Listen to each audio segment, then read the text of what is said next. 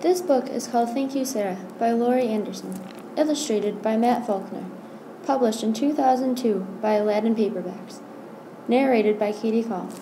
When you hear this sound, it means it's time to turn the page. Let's begin. You think you know everything about Thanksgiving, don't you? How the Native Americans saved the Pilgrims from starving? How the Pilgrims held a big feast to celebrate and say thank you.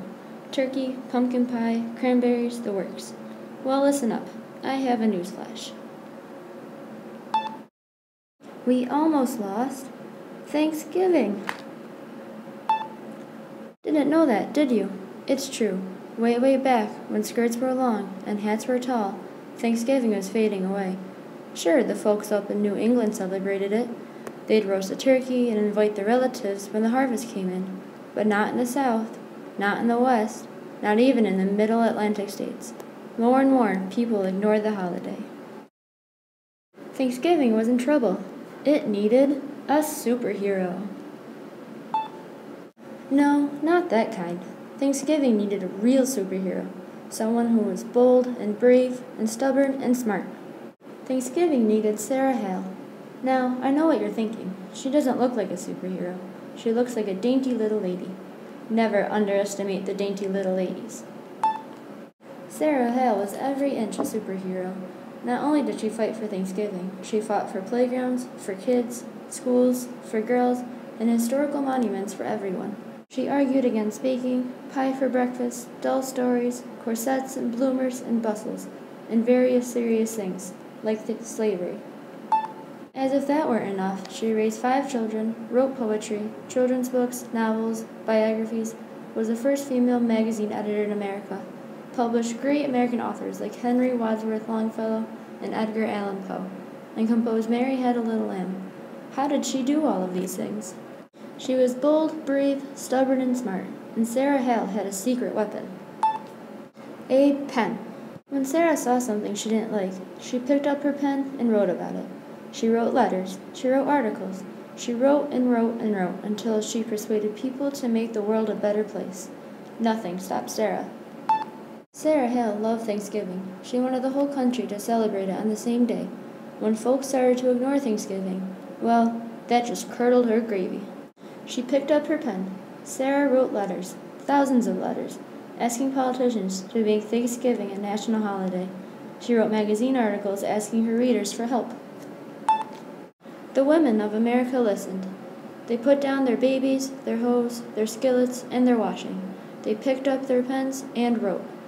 When the letters arrived, the politicians listened too. One by one, the states officially made Thanksgiving a holiday. But that wasn't good enough. Sarah Hale wanted the whole country to celebrate it together, like a family. She went to the top. Sarah wrote to the president himself, Zachary Taylor. He refused. Did that stop Sarah? No. She waited for the next election. She wrote to the new president, Millard Fillmore. He said no too. Did that stop Sarah? No. She was bold, brave, stubborn, and smart. Sarah wrote to the next president, Franklin Pierce. Wouldn't a national holiday of Thanksgiving be wonderful? No, Pierce grumped. Sarah penned an elegant letter to President James Buchanan. She gave all the reasons why America would be better off if everyone gathered on the 4th Thursday in November to give thanks. President Buchanan disagreed. He had other things on his mind.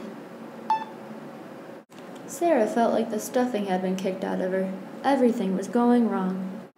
America was at war, the North against the South. States that had promised to celebrate Thanksgiving changed their mind.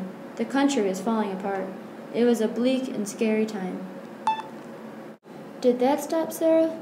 No way. Nothing stopped Sarah. Superheroes work the hardest when things get tough.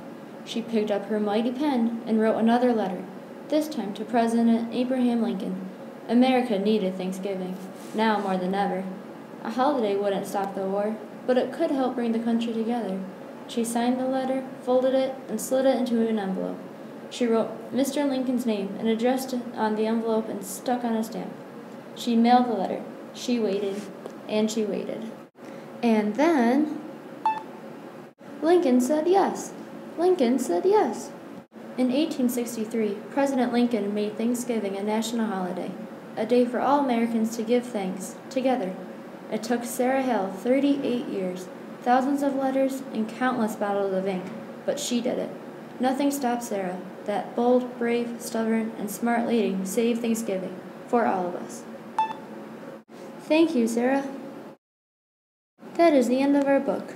Thank you for reading with me, and I hope you enjoyed reading about how Sarah Hale saved Thanksgiving.